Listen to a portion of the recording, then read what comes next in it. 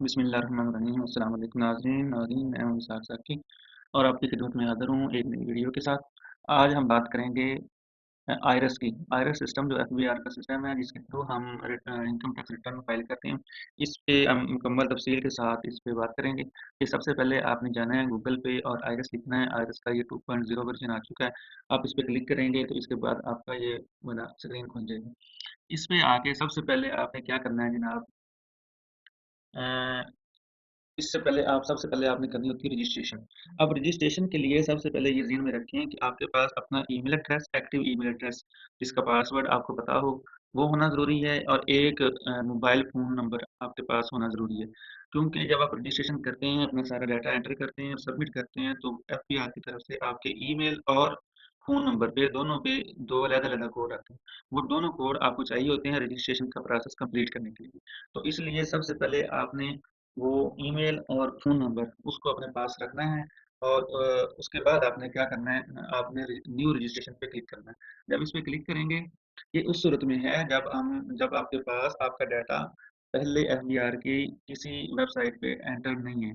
जैसे कि हमने पिछली वीडियो में किया था कि आप प्रोफाइल चेक करते हैं, आपका वहाँ पे डाटा मौजूद नहीं है या वो आप इनकम टैक्स पेयर्स की लिस्ट देखते हैं, उसमें आपका डाटा मौजूद नहीं है। तो उस सूरत में आपकी नई रजिस्ट्रेशन होती है और नई रजिस्ट्रेशन से आप आगे अपना दूसरा प्रोसेस स्टार्ट करते हैं। ये सबसे पहले आप सीएनआईसी लिखेंगे, उसके बाद सेलेक्ट करेंगे मिस्टर, मिसेज़ या मिस जो भी है। उसके बाद पहला नाम का पहला हिस्सा लिखेंगे, मिडल वाला ज़रूरी नहीं होता।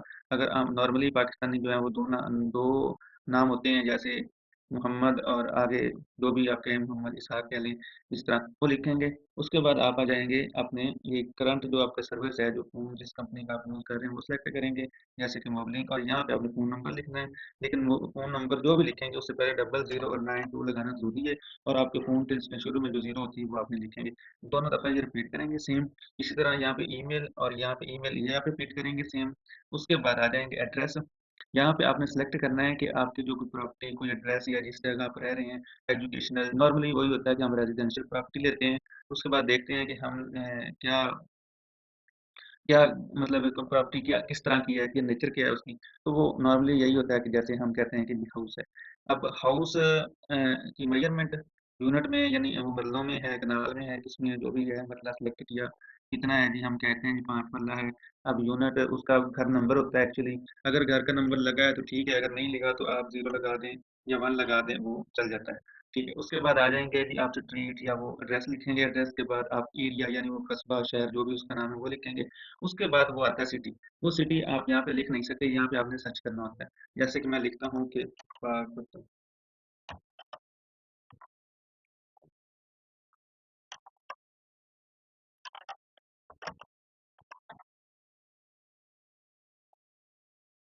जी, पाकपतन। अब इसमें 2 तहसील हैं, तो ये आ गया, हम यहाँ से सिलेक्ट कर देंगे। तो इस तरह हो जाता है, यहाँ से खुद ब खुद आ गया, फिर कैपेसिटी उसके आप उसके ओनर हैं या लीज़ी हैं या किराए पे रह रहे हैं, जो भी है यहाँ सेलेक्ट करें, पद के ओनर है सेलेक्ट करते हैं। अब उसका शेयर है, अब देखें, अब आप अगर कंबाइंड फैमिली में रह रहे हैं, तो आपका जो भी शेयर आप लिख सकते हैं कि 5% 5 लिख देंगे या 10 लिख देंगे, 5 लिख दें, 10 लिख दें, जो भी लिख के उसके बाद ये कोड एंटर करेंगे, ये करेंगे, तो ये सबमिट जब करेंगे, तो आपका नीचे 2 और टैब बन जाएँगी। उसके अंदर ये होगा कि एक आपका कोड जाना है आपके फ़ोन नंबर पे और दूसरा आपके जाना है ईमेल पे।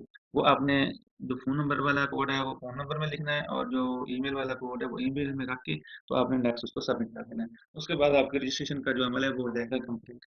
और उसके बाद जब ये कंप्लीट होगा तो आपके पास दूसरा मैसेज आएगा, एक आपके ईमेल पे और एक एसएमएस पे। वो दोनों सेम होंगे। यानी उन दोनों में आपका रजिस्ट्रेशन नंबर यानी शनाख्ती कार्ड नंबर और आपका पासवर्ड और एक तीसरा होगा पिन कोड।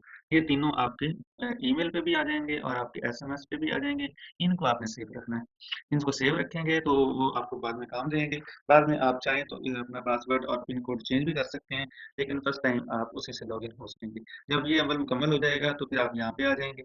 यहाँ पे आप आके आपने वही जो आपको मैसेज पे आया होगा, वो आपने लिखना है।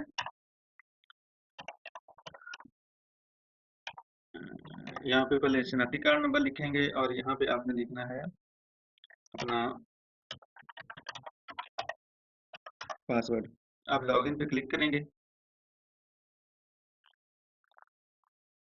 लॉगिन पे क्लिक करने के बाद आप आपके सामने एक नई स्क्रीन आ जाएगी। उस स्क्रीन में आपको मुख्तलिफ किस्म के फॉर्म मिलेंगे।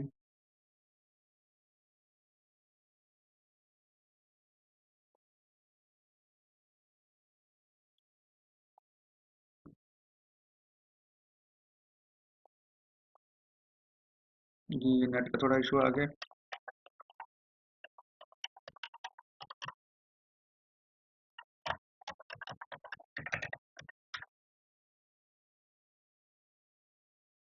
हाँ जी, ये स्क्रीन आ जाएगी आपके सामने। अब यहाँ पे आपका जो रिटर्न फाइल करने का प्रोसेस है वो स्टार्ट होना है।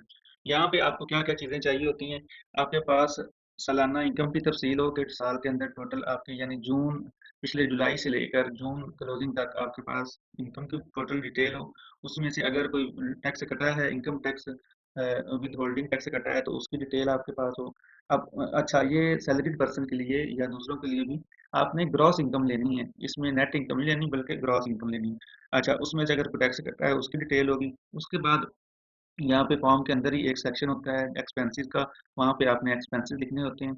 उसमें अलग-अलग भी 8 से 10 टैब्स होती हैं, जिसमें बिजली का खर्चा, आपका गैस का खर्चा, पानी का, तालीम का, मेडिकल का, आपका टैक्सेस का, आपका ट्रैवलिंग का, आपका व्हीकल का, इस तरह के होते हैं और आपका मिसलेनियस जो किचन का खर्चा या कोई गैदरिंग, कोई पार्टी या कोई मैरिज वगैरह उस साल के अंदर हुई हो तो उसका वो खर्चे की डिटेल आपके पास होना ज़रूरी है।